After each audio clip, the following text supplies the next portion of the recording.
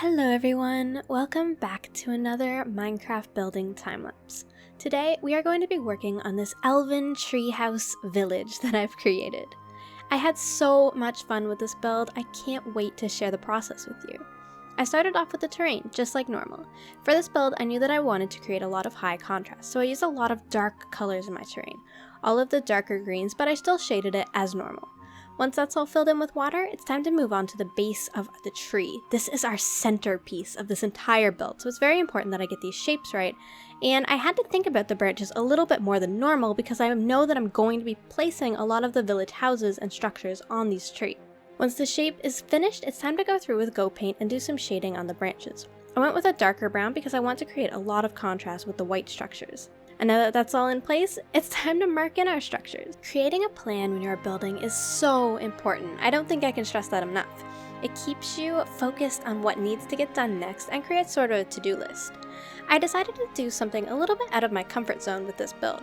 Normally, I fully mark in all of my structures and then I go back and detail them later.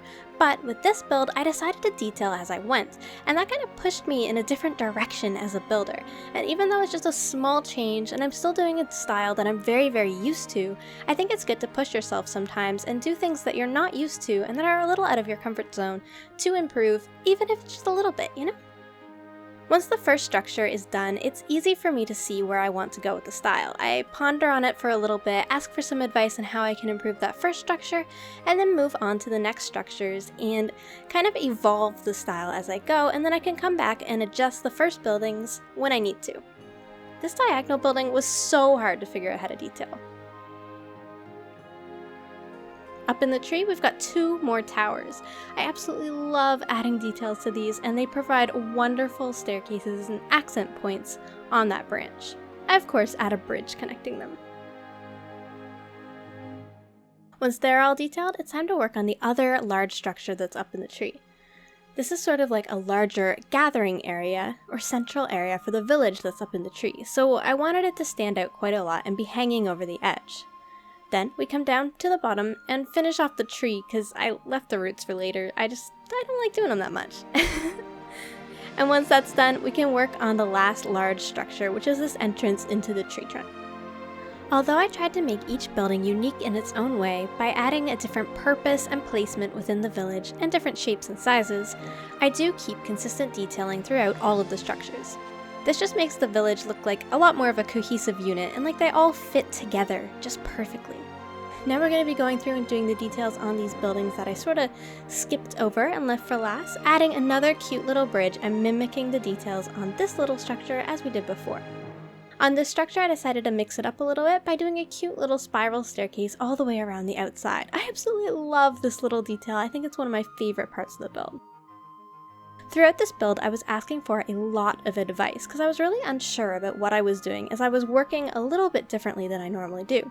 So I thought it was really important to think about the color palette that I was using, and I asked for a lot of advice on this. Based on this advice, I changed a few things. Around the rim, I changed the snow that I was using between the two colors of prismarine to diorite, and then I added some snow mixed in with the quartz to kind of break up the whites a little bit. Add in some more of that bright bluish white next to the more creamy white of the bone and quartz.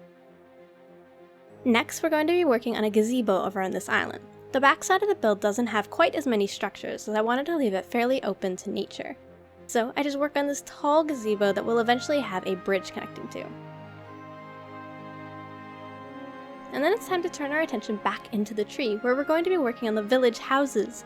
These are just so adorable. I absolutely love working within the elven style, trying to add lots of little details, arches, and fun curves to every build, no matter how large it is. I also had them hanging off the edge a little bit in various places, just to give a little bit more interest. Then it's time to work on our pathway up into the tree. I was torn on whether I wanted to have this be inside the trunk or an external pathway. I decided in the end, after getting some advice, that the external would definitely look the best, and it definitely does. I absolutely love the detail that the spiraling staircase adds to our tree. I think this would be such a fun path to walk up along. I also added some little windows within the tree trunk, so it's almost like little elves are living inside of the tree. Once our spiral staircase is in place, it's time to think about the rest of the lovely elven tree houses. I want each house to be unique, and as I'm placing them, I'm trying to think of some lore. Who lives in this house? How do they access the house? What are they doing up here? Thinking about this just makes it a lot more fun for me to actually build it, and it's very motivating. So along the tops of each of these tree branches, I added some different paths, fencing, and access into the tree trunks. Once all of the structures are in place, we're ready to move on to our leaves, but here's what it looks like without the leaves. This is about to get a lot more green, so for our leaves we're placing some balls together and then replacing them out with more air and coloring them in. I went for full green, which is something that I debated doing. I wasn't sure if I wanted to add flowers or different colors, but I really just love the color green and I wanted this to be a really green and naturey build, so that is what I went with.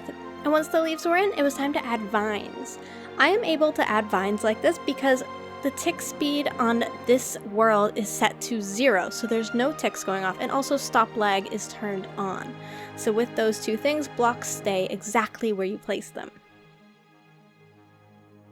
Now it's time to work on the final bridge, this diagonal one. I love adding little diagonal structures in from place to place. It really helps me practice working on a diagonal because it's something that does take a bit of getting used to.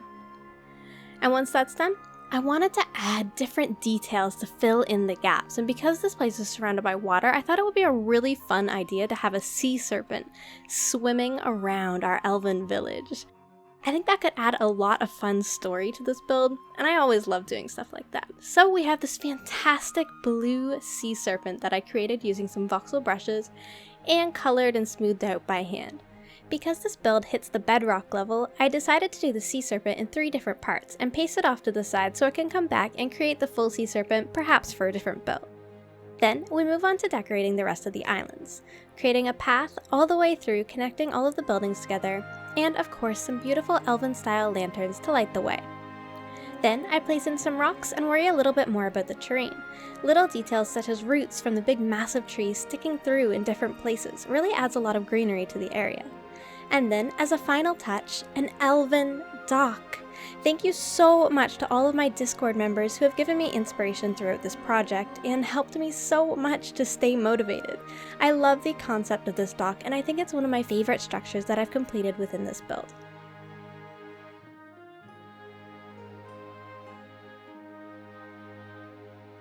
And with the dock finished, this build is officially complete. I hope you all love this build as much as I do. I want to continue working in this style so much, and I think that's one of the most beautiful things about Minecraft is it can go on infinitely. I absolutely love working in the elven style and building trees and working with blocks that I love. It has brought me so much joy and I'm so excited to share it with you. Definitely let me know what you thought of it in the comments down below. Thank you so much for watching this video, and I'll see you in the next one. Bye-bye!